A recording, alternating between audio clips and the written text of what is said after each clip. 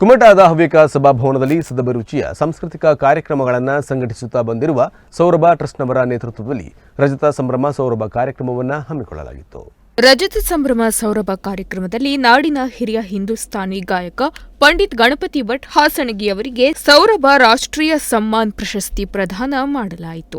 ಈ ವೇಳೆ ತಟ್ಟಂತ ಹೇಳಿ ಕಾರ್ಯಕ್ರಮ ನಿರೂಪಕ, ವೈದ್ಯ, ಚಿಂತಕ ಡಾಕ್ಟರ್ ನಾ ಸೋಮಶೇಖರ್ ಕಾರ್ಯಕ್ರಮದಲ್ಲಿ ಪಾಲ್ಗೊಂಡು ಮಾತನಾಡಿ, ಮಾತೃ ಋಣ, ಪಿತೃಋಣ, ಆಚಾರ್ಯ ಋಣ, ಸಮಾಜ ಋಣ ಈ ರೀತಿಯಾಗಿ ವಿವಿಧ ಋಣಗಳು ಮನುಷ್ಯನ ಮೇಲೆ ಇದ್ದು ಅವುಗಳನ್ನು ತೀರಿಸಿದರೆ ಮಾತ್ರ ಮೋಕ್ಷ ಪ್ರಾಪ್ತಿಯಾಗುತ್ತದೆ ಎಂಬುದು ಹಿಂದೂ ಸಂಪ್ರದಾಯದಲ್ಲಿ ಉಲ್ಲೇಖಿಸಿದ ಮಾತು.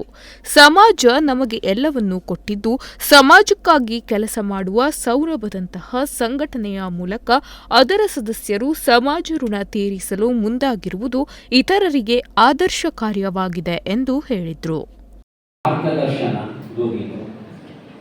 ಇನ್ನು ಮಧ್ಯಯುಗಕ್ಕೆ ಬಂದರೆ ಭಾರತದಲ್ಲಿ ಮುಸ್ಲಿಮರ ಆಗಮನದ ಜೊತೆಯಲ್ಲಿ ಪರ್ಷಿಯನ್, ಟರ್ಕಿಶ್, ಅರಾಬಿಕ್ ಸಂಸ್ಕೃತಿಗಳು, ಆ ಸಂಸ್ಕೃತಿಗಳ ಸಂಗೀತ ಪದ್ಧತಿ ಏನಿದೆ ಅದು ಭಾರತೀಯ ಸಂಗೀತ ಪದ್ಧತಿಯ ಜೊತೆ ಸೇರಿ ಒಂದು ಹೊಸ ನಮೂನೆಯ ಸಂಗೀತ ರೂಪುಗೊಂಡದ್ದು.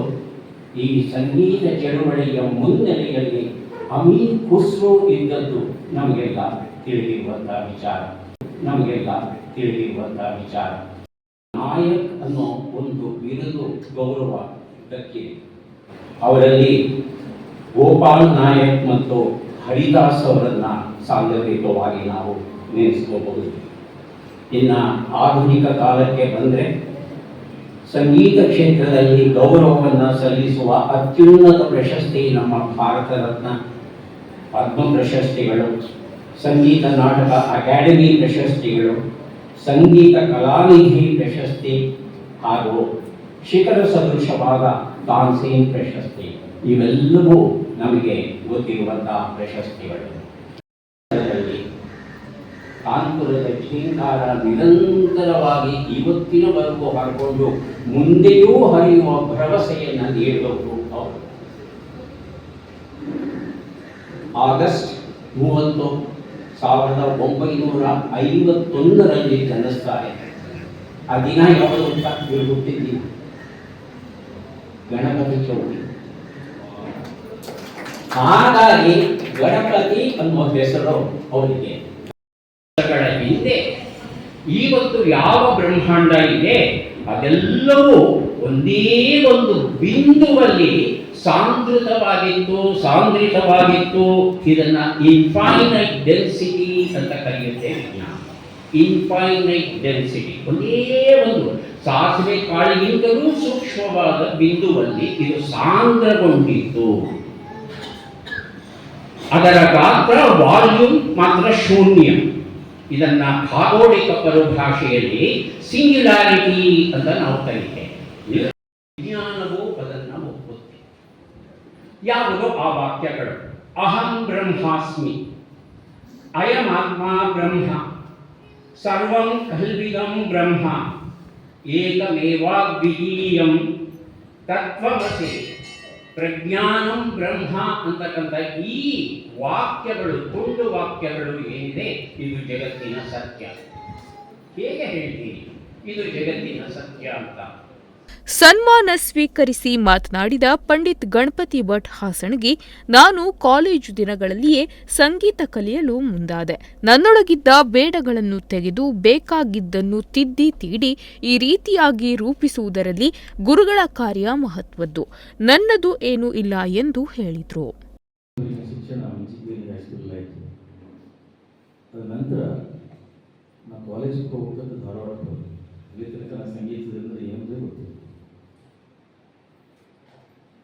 ಎಲ್ಲ ದಾನ ವೈಭವಿಸುವುದಿದೆ.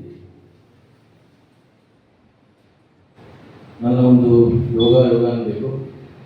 ನನಗೆ ಬಹಳ ಅದ್ಭುತವಾದಂಥ ಒಬ್ಬ ಶ್ರೇಷ್ಠ ಗುರುಗಳು ಸಿಕ್ಕರು. ನನಗೆ ABC ಕೂಡ ಅದನ್ನು ದೊಡ್ಡ ಬೆಂಡಾಗಿದ್ದೆ ನಾನು. ಅದರಲ್ಲಿ ಬೇಡಾದ ವಸ್ತುಗಳೆಲ್ಲ ತೆಗೆದು ಎಷ್ಟೋ ವರ್ಷಗಳ ಕಾಲ ಅವರು ನನ್ನನ್ನು ಮೂರ್ತಿಯನ್ನು ಮಾಡಿದರು. ಬಂಡೆ ಒಂದು ಮೂರ್ತಿ ಆಗಬೇಕಾದ್ರೆ ಅದರೊಳಗೆ ಇದ್ದಂಥ ಎಲ್ಲ ಬೇಡಾದ ವಸ್ತುಗಳು ತೆಗಿಬೇಕಾಗುತ್ತೆ. ಆ ರೀತಿಯಲ್ಲಿ ಅವರು ನನ್ನನ್ನು ಒಂದು ಮೂರ್ತಿಯನ್ನು ಮಾಡಿದರು. ನನಗೆ ಆ ಅವಕಾಶಗಳು ಕೂಡ ಅಷ್ಟೇ ಬಂದು ಅವಕಾಶ ಯಶಸ್ವಿಯಾಯಿತು.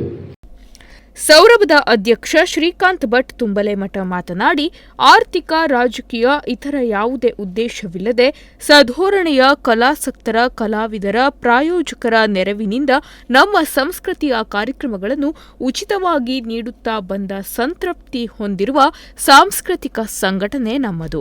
ಈ ಸಂಘಟನೆಯು ಯಶಸ್ವಿಯಾಗಿ ರಜತ ಸಂಭ್ರಮ ಆಚರಿಸಿದ್ದು ನಿಮ್ಮೆಲ್ಲರ ಸಹಕಾರದಿಂದ ಎಂದು ಎಲ್ಲರ ಸಹಕಾರ ಸ್ಮರಿಸಿದರು.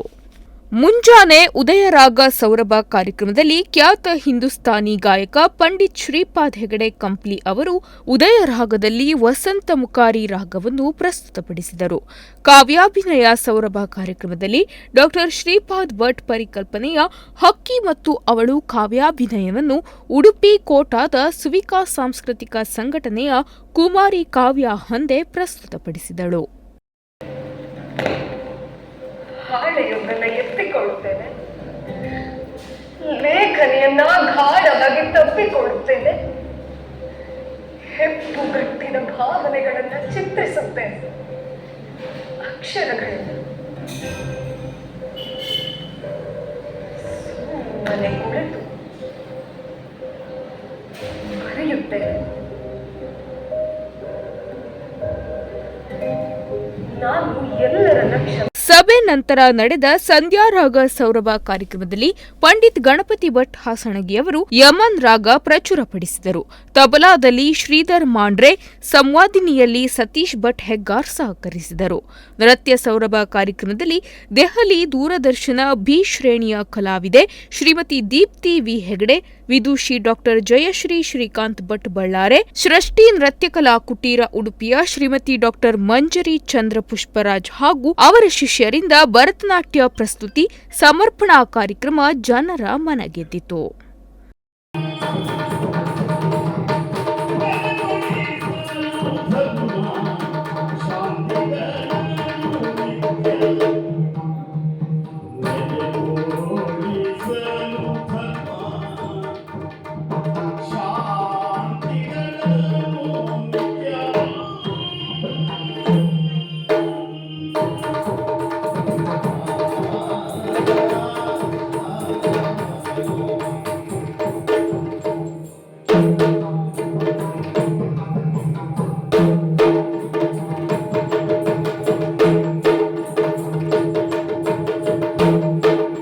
ಮನು ವೈದ್ಯ, ನುಡಿಸಿರಿ ನ್ಯೂಸ್, ಕುಮಟಾ.